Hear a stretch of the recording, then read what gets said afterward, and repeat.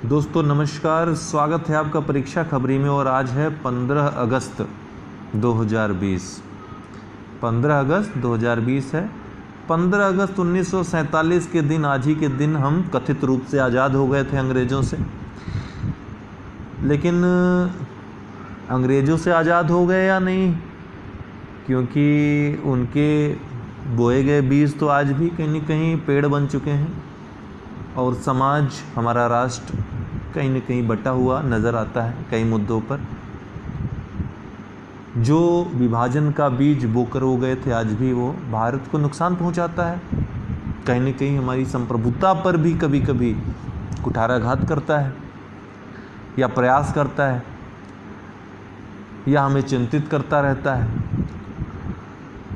तो ये तो बहस का विषय है कि हमें आज़ादी, काफ़ी लोग आज़ादी मांगते फिरते हैं, आपको पता होगा। खुलेआम आज़ादी, हमें चाहिए आज़ादी, फलाना धमाका से चाहिए आज़ादी। आज़ादी का सबको अलग अलग अर्थ समझ में आता है। कोई सोचता है कि हम गाली किसी को दे सकते हैं आज़ादी के नाम पे, और कोई वास्तविक रूप से आज़ादी की मांग करता है, भुखमरी से आज़ादी की मांग करता है। वास्तविक रूप से काम करता है, सिर्फ बात नहीं करता है, काम करता है। काम करने वाले सिर्फ काम करते हैं, बहस नहीं करते कि हमको आज़ादी चाहिए, हमको ये चाहिए। अगर आपके पास संसाधन, आपके पास अगर इतनी हिम्मत है, साहस है, तो आप उस क्षेत्र में आगे बढ़ सकते हैं। बहुत लोग आगे बढ़े हैं और काफ़ी पुरस्कार भी उनको मिले हुए हैं। दूसरी बात है, काफ़ी आप लोग अपनी मांगों को लेकर भी लगता है आप कभी कभी आपको कि हम अभी आज़ाद नहीं हुए हैं। तो ये सब परिस्थितियों के अनुसार बहस का विषय बन जाते हैं। और विभिन्न सरकारों में, केवल इस वर्तमान सरकार नहीं, कई सरकारों में ऐसा लगता है कि हम गुलाम हो चुके हैं, चाहे भ्रष्टाचार के रूप में, चाहे फिर जो विभाजन के बीज बोए गए थे और अपने अनुसार जो चीज़ें, जो कानून यहाँ पर लाए गए, अभी तक चल रहे हैं अंग्रेज़ों के जो कानून, जिसके मूल में विभाजन था। तो कहीं न कहीं उनसे भी आज़ादी की ज़रूरत है। जब तक आज़ादी नहीं मिलेगी संपूर्णता में, आज़ादी तो स्वप्न है। ये वो आज़ादी नहीं है मेरे अनुसार। अगर मैं कंक्लूड करूं तो मेरे अनुसार यह वो आज़ादी नहीं है जो सरदार भगत सिंह ने जिसका सपना देखा था, महात्मा गांधी ने जिसका सपना देखा था। ये वो तो आज़ाद भारत नहीं है, कोई अलग ही दुनिया है ये। फिलहाल हम ज़्यादा भाषण नहीं देंगे। आज बहुत भाषण आपको सुनने को मिल जाएंगे, बहुत सारे बहस आपको सुनने को मिल जाएंगे। आज हम थोड़ा सा स्वतंत्रता, चूँकि आज 15 अगस्त है, तो इसकी पृष्ठभूमि में जाकर के कुछ आपके एग्ज़ाम से रिलेटेड चीज़ें उनको डिस्कस करेंगे। आपको जैसा कि मालूम है कि तमाम तरह की योजनाएं यहाँ के लोगों को खुश करने के लिए, यहाँ पे शासन करने के लिए अंग्रेज़ ले आए। लेकिन अंततः जब उन्होंने भारत को पूरी तरह से यहाँ पर शोषण कर लिया, कुछ बचा नहीं उनको शोषण करने के लिए पूरी तरह से। एक प्रकार से होता है ना, कपड़ा है उसमें पानी लगा हुआ है, उसको आप निचोड़ दीजिए। तो पूरी तरह जब निचोड़ लिया और जब यहाँ पर रहना उनके लिए बहुत ही आर्थिक रूप से बोझिल हो गया, और द्वितीय विश्व युद्ध के बाद भी जो चीज़ें हुई, ब्रिटेन काफ़ी आर्थिक रूप से कमज़ोर हुआ। उन युद्धों में बड़े युद्ध थे, वैश्विक संस्थाएं काम करने लगी, तमाम तरह की नई विश्व व्यवस्था जब आ गई, तो वो भी एक प्रेशर था। कुल मिलाकर अगर देखा जाए तो लाभ नहीं था ब्रिटेन को यहाँ पर रुकना किसी भी तरीके से। अंततः वो निर्णय ले लिया कि अब यहाँ से जाना ही सही होगा। लेकिन जाने से पहले आग लगाना है, जो मिंटो मार्ले में 1909 में जो शुरू हुआ था काम, पहले तो हिंदू मुसलमानों में किया, बाद में फिर उसमें दलित को भी ले आए और हिंदू धर्म को भी बांटने का एक प्रयास हुआ। और तमाम तरह की उसमें कथाएं हैं, कहानियां हैं, किस तरह से इतिहास को तोड़ मरोड़ के पेश किया गया। लोगों में वैमनस्य, लोगों में ईर्ष्या, एक दूसरे से जो कुढ़न है उसको किस तरह से बढ़ाया जाए, ये पूरा प्लान्ड उनका था, स्ट्रक्चर उन्होंने पहले बना रखा था। और वहाँ उनके जो लोग थे उन्होंने उसको उसी तरह से यहाँ प्रस्तुत किया। और आज वह स्थिति है कि समाज 2 धड़ों में, 3 धड़ों में, 10 धड़ों में बटा हुआ दिखाई पड़ता है। तो बांटने का जो उनका प्लान था वो सक्सेसफुल रहा। मिंटो मार्ले एकदम उससे ज़्यादा सक्सेस शायद ही कोई प्लान किसी का रहा हो, ठीक है, इतने वर्षों तक चलने वाला। वो चल रहा है, वो चलेगा, जब तक चुनाव रहेगा तब तक चलेगा। तो माउंटबेटन योजना आई थी, अंततः जब निर्णय ले लिया गया कि दे दो भैया आज़ादी, अब क्या करेंगे रह करके। तो लॉर्ड माउंटबेटन को भारत के विभाजन और सत्ता के त्वरित हस्तांतरण के लिए भारत भेजा गया। थोड़ा बहुत योगदान यहाँ के लोग आंदोलन करके भी किए थे, ऐसी बात नहीं है, आंदोलनकारियों का तो योगदान था ही। सुभाष चंद्र बोस से एक समय था कि अंग्रेज डर गए थे भाई, और ये बात सत्य है कि उनको लग गया कि सशस्त्र विद्रोह हो सकता है, और अगर अब विद्रोह हुआ तो उनके लिए काफ़ी भारी क्षति हो सकती है, आर्थिक और जो मानवीय होगी तो होगी। तो ये भी एक खतरा था, ठीक है। शांति के आंदोलनों से ये बहस का मुद्दा है कि वो डरे थे कि नहीं डरे थे, ठीक है, वो एक अलग मुद्दा है। क्योंकि एक तरफ तो कांग्रेस उन्हीं की पैदाइश थी, कांग्रेस को उन्होंने ही जन्म दिया था ताकि विद्रोहों को दबाया जा सके, विद्रोह कोई उठकर खड़ा ना हो 1857। तो दो मुही बातें कैसे हो सकती हैं, कांग्रेस कैसे उनके खिलाफ कुछ कर सकती है, कांग्रेस से कैसे वो डर सकते हैं, ठीक है। तो फिलहाल ये ऐतिहासिक मुद्दा है, बहस का मुद्दा है। बहुत सारे इतिहासकारों ने अलग अलग विवरण दिए हैं, उस समय हम लोग नहीं थे, तो हमको जो ऑथेंटिक बुक्स हैं उनको लेकर चलना है, जो फैक्ट हैं उन्हीं पे हमें बात करनी है हमेशा। कोई भी विवादित बात, जो मैं अभी कुछ विवादित बातें ही बोल रहा हूँ, ऐसा नहीं कि ये आपको एग्ज़ाम में लिखना है, ठीक है। आपको एग्ज़ाम में हमेशा सकारात्मक बातें लिखनी है जो आपको पढ़ाई गई हैं अभी तक। तो लॉर्ड माउंटबेटन को भारत के विभाजन और सत्ता के त्वरित हस्तांतरण के लिए भारत भेजा गया। 3 जून 1947, याद रखिएगा, इसको 3 जून योजना भी बोलते हैं, माउंटबेटन योजना को।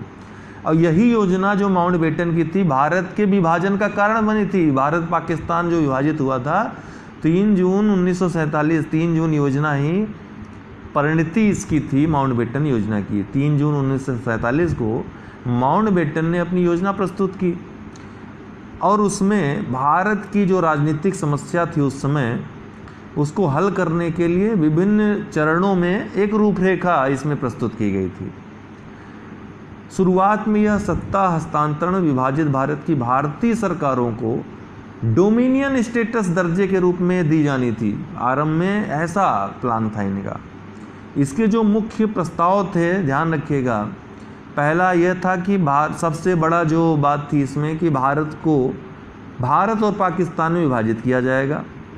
दूसरा, देखिए याद रखिएगा एग्ज़ाम के पॉइंट ऑफ व्यू से, बंगाल और पंजाब का विभाजन किया जाएगा, और उत्तर पूर्वी सीमा प्रांत और असम के सिलहट में, जो सिलहट जिला है असम का, उसमें जनमत संग्रह कराया जाएगा। कहाँ पर? उत्तरी पूर्वी सीमा प्रांत असम के सिलहट जिले में जनमत संग्रह कराया जाएगा, किधर जाना चाहते हैं। इसके अलावा पाकिस्तान के लिए संविधान निर्माण के लिए एक अलग संविधान सभा का गठन किया जाएगा। जो देसी रियासतें हैं उनको यह छूट होगा कि वे या तो पाकिस्तान में या भारत में शामिल हो जाएं, या फिर खुद को स्वतंत्र घोषित कर दें, ये उनको छूट होगा। भारत और पाकिस्तान को सत्ता हस्तांतरण के लिए जो है, जो डेट तय की गई इसमें 15 अगस्त 1947 की डेट इसमें निश्चित की गई।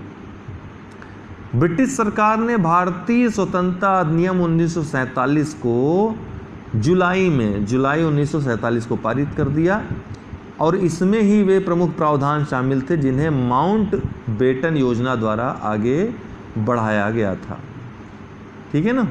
इसमें वही चीज़ें थी।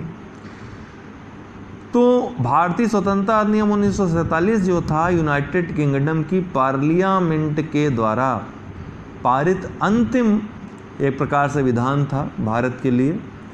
तो वह विधान है जिसके अनुसार ब्रिटेन शासित जो भारत था उसका 2 स्वतंत्र देशों में विभाजन कर दिया गया, भारत और पाकिस्तान।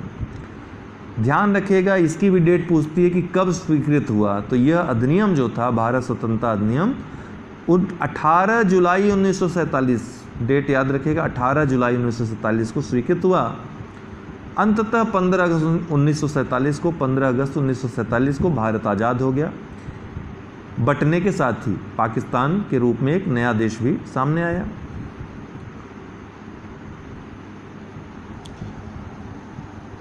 हालांकि इस दिन का काफ़ी महत्व है। आज़ाद हैं हम, संवैधानिक अधिकार प्राप्त हैं, मूल अधिकार मिले हुए हैं, स्वतंत्रता है काफ़ी अच्छी खासी, ज़रूरत से ज़्यादा स्वतंत्रता है। आपका कार्य है अभी पढ़ाई करिए, आप जल्दी से सफल होइए और जीवन में जो कुछ भी हासिल हो उसको लेकर आगे बढ़िए और समाज की सेवा करिए, राष्ट्र की सेवा करिए। इतना ही कहना चाहूँगा। इजराइल और संयुक्त अरब अमीरात के बीच ऐतिहासिक सौदा होगा, इसके लिए दोनों राजी हो गए हैं। तो एक ऐतिहासिक क्षण है। इजराइल और संयुक्त अरब अमीरात, इससे फ़िलिस्तीन को देखिए काफ़ी गुस्सा आया, फ़िलिस्तीन काफ़ी नाराज़ हो गया संयुक्त अरब अमीरात से। इजराइल और संयुक्त अरब अमीरात राष्ट्रपति ट्रंप द्वारा घोषित एक ऐतिहासिक सौदे में दशकों की दुश्मनी को समाप्त करने के लिए सहमत हो गए हैं। यह सौदा संबंधों को सामान्य बनाने की स्थिति के रूप में वेस्ट बैंक, जो हमने आपको दिखाया था, एक तरफ गाजा पट्टी एक तरफ वेस्ट बैंक की भूमि पर इजराइल के विलय को रोक देगा। समझौता यूएई को तीसरा ऐसा अरब देश बनाता है जिसके वर्तमान में यहूदी राष्ट्र के साथ राजनयिक संबंध है। फिट इंडिया फ्रीडम रन, ध्यान रखिएगा, फिट इंडिया फ्रीडम रन कब से कब तक? 15 अगस्त से 2 अक्टूबर तक। अगस्त, सितंबर, अक्टूबर, 15 अगस्त से 2 अक्टूबर 2020 तक सबसे बड़ी देशव्यापी दौड़ फिट इंडिया फ्रीडम रन का आयोजन खेल मंत्रालय करेगा। खेल मंत्री किरेन रिजिजू ने 14 अगस्त 2020 को मेगा इवेंट की शुरुआत की। सामाजिक दूरी के मानदंडों को ध्यान में रखते हुए सरकार ने इस कार्यक्रम के प्रतिभागियों को अपनी गति से कहीं भी और कभी भी अपनी सुविधा अनुसार चलाने के लिए प्रोत्साहित करने का निर्णय लिया है। आप लोगों को बता दूं कि कल रात 9 बजे से मेरा कोर्स, जो क्रैश कोर्स है यूपीपीसीएस का, प्रीलिम्स का और यूपीएससी का एक साथ शुरू हो गया है। तो आप लोग 9 बजे रात आ जाया करिए ज़रूर इसी चैनल पर। क्रैश कोर्स आज मेरा दूसरा वीडियो रहेगा। शुरुआत से उसमें आप शामिल होंगे तभी मज़ा आएगा, बाद में ज़्यादा होता जाएगा। तो आपके लिए देखिए, अभी आपके पास अवसर है कि आप जितना मेहनत कर सकते हैं कर सकते हैं। धीरे धीरे समय बीत जाएगा तो आपके लिए ये सब चीज़ें जो हैं कंप्लीट करना। अब मैं क्रैश कोर्स बहुत फास्ट चलाऊंगा, अभी तो छोटे छोटे वीडियोज़ आ रहे हैं, बड़े वीडियोज़ आएंगे, ज़्यादा क्वेश्चंस होंगे, लाइव क्लासेस होंगी। तो उसका आनंद तभी मिलेगा जब शुरू से आप जुड़ेंगे। तो शुरुआत से देखिए उसको, ठीक है ना। इसके अलावा टेस्ट वगैरह देना चाहते हैं तो 9453775039 मेरा नंबर है। यूपीपीसीएस 9453775039। ये यूपीएससी और यूपीपीसीएस दोनों में आपके टेस्ट सीरीज काम आएगी। ये टेस्ट आप लोग ले लीजिए, ठीक है। इतना टेस्ट आप सॉल्व कर लीजिए, बाकी हमारा क्रैश कोर्स देख लीजिए। मेरा विश्वास है कि प्रीलिम्स आपका नहीं रुकेगा, बाकी आपकी मेहनत के ऊपर है। आप देखते हैं कि नहीं देखते हैं। यहाँ से तो मेरा काम है कहना, आपका काम है उसको करना। तो ये काम करिए। जो लोग अनअकैडमी पे सब्सक्रिप्शन लेंगे UD10 का यूज करते हुए, ये रेफरल कोड जो हमारा है अभी लास्ट में मैं बताऊंगा, इसका यूज करते हुए चाहे यूपीएससी में लीजिए, चाहे यूपीपीसीएस में लीजिए, बीपीएससी, एमपीपीएससी, किसी में लीजिए UD10 का यूज करते हुए, तो उनको मैं टेस्ट सीरीज़ फ्री में दूंगा। बाकी लोग जो टेस्ट सीरीज़ लेना चाहते हैं उनको 9453775039 इस पर व्हाट्सअप करना है, जो टेस्ट सीरीज़ लेना चाहते हो यूपीपीसीएस यूपीएससी की। इसके अलावा आंसर राइटिंग मेंस के लिए जो ज्वाइन करना चाहते हो अभी इच्छा हो तो आंसर राइटिंग से जुड़ सकते हैं, उत्तर लेखन आप कर सकते हैं। अपतटीय गश्ती पोत सार्थक, क्या नाम है? सार्थक। तो सार्थक क्या है? अपतटीय गश्ती पोत है, इसको लॉन्च किया गया है। तो भारतीय तटरक्षक बल के लिए एक अपतटीय गश्ती पोत को 13 अगस्त 2020 को लॉन्च किया गया और भारतीय तटरक्षक जहाज सार्थक के रूप में फिर से नामांकित, इसका नाम सार्थक रखा गया। समुद्री सुरक्षा बढ़ाने के लिए तटरक्षक बल द्वारा तैनात 5 OPV की श्रृंखला में सार्थक चौथे स्थान पे है। ठीक है, 5 OPV हैं तैनात किए गए, चौथे स्थान का यह सार्थक है। इसे प्रधानमंत्री नरेंद्र मोदी के मेक इन इंडिया के दृष्टिकोण के अनुरूप गोवा शिपयार्ड लिमिटेड द्वारा स्वदेशी रूप से डिजाइन और निर्मित किया गया है। गगन अरोड़ा को CEO ऑफ द ईयर पुरस्कार प्रदान किया गया है। गगन अरोड़ा को हाल ही में इंडियन अचीवर्स फोरम इंडिया द्वारा CEO ऑफ द ईयर 2020 के रूप में नामित किया गया। वे वेरेटेक्स ग्लोबल सर्विसेज के CEO और स्ट्रेटेजिक ग्रोथ लीडर हैं। पुरस्कार कार्यक्रम उन उद्यमियों को पहचानता है जो नवाचार, सामाजिक, व्यावसायिक उपलब्धियों आदि जैसे क्षेत्रों में असाधारण सफलता और उत्कृष्टता प्रदर्शित करते हैं। दोस्तों, आपको बताना चाहता हूं कि अनअकैडमी लर्निंग ऐप पर आप प्लस कोर्सेज सब्सक्रिप्शन ले सकते हैं। चाहे आप UPPSC की तैयारी की किसी भी एग्ज़ाम की तैयारी कर रहे हो, खंड शिक्षा अधिकारी, RO UPPCS या UPSSC में लेखपाल या फिर अन्य जो वैकेंसीज आती हैं ग्रुप C की, सब इंस्पेक्टर UPSI की तैयारी, मतलब कोई भी तैयारी आप उत्तर प्रदेश की कर रहे हैं या फिर UPSC करना चाहते हैं, BPSC करना चाहते हैं, MPPSC करना चाहते हैं, राजस्थान पे, मतलब कुछ भी आप यहाँ पे NDA करना चाहते हैं, जो भी आप A to Z कोर्स करना चाहते हो, सब्सक्रिप्शन यहाँ पर ले सकते हो। यहाँ पर सब्सक्रिप्शन का आपको दिया रहेगा प्लस सब्सक्रिप्शन, जैसे UPPSC UPSSC का सब्सक्रिप्शन लेना हुआ तो वहाँ पर जितना भी है आपको सब्सक्रिप्शन चार्जेस हैं वहाँ पर लिखे मिल जाएंगे। कंटिन्यू करने पे आपको यहाँ पर रेफरल कोड डालने के लिए आएगा और रेफरल कोड में आपको UD10 यूज़ करना है। आप 1 साल या 2 साल या जितनी मंथ की आप लेना चाहते हो ले सकते हो, सब्सक्रिप्शन आपके ऊपर है। उतने समय के लिए वो मतलब वो जैसे आप UPPSC UPSSC सब्सक्रिप्शन ले रहे हैं तो ये आपकी सीट रिज़र्व हो जाती है। कोई भी क्लास, लाइव क्लास आई हुई या फिर आने वाली, वो आप ले सकते हैं। सबसे बढ़िया फ़ायदा यहाँ होता है कि एक टाइम लिमिट में, एक टाइम पीरियड में, निश्चित टाइम पीरियड में कोई सब्जेक्ट समाप्त होता है और आप कोई भी सब्जेक्ट पढ़ सकते हैं, ऑप्शनल हो या फिर GS के सब्जेक्ट हो, प्री मेंस सब कर सकते हैं। Quiz, test, doubt clearing session आप ले सकते हो किसी भी समय, ठीक है ना। तो ये आप चाहें तो ले सकते हैं। UD10 ये रेफरल कोड यूज़ करना मत भूलिएगा, क्योंकि तब आपको 10% डिस्काउंट मिल जाएगा, छूट मिल जाएगी आपको जो मूल्य रहेगा उसमें भी। और 1 वर्ष 2 वर्ष के आप सब्सक्रिप्शन चार्जेस अगर देखें तो 2 वर्ष का सब्सक्रिप्शन चार्ज लेना आपके लिए बहुत ही सही पड़ रहा है, सस्ता पड़ रहा है। तो आप जब भी लीजिए 2 वर्ष का लीजिए, मेरा ये सजेशन आपके लिए रहेगा। तो जो लोग ले चुके हैं ऑलरेडी वो हमको 9453775039 पे संपर्क कर लें, ठीक है। हम आपको इसके बारे में कोई भी अगर डाउट होता है तो हम आपको बताएंगे। बाकी अगर कोई आपके डाउट्स हों तो आप हमको बता सकते हैं। फ़िलहाल आज के लिए बहुत बहुत शुक्रिया, बहुत बहुत धन्यवाद।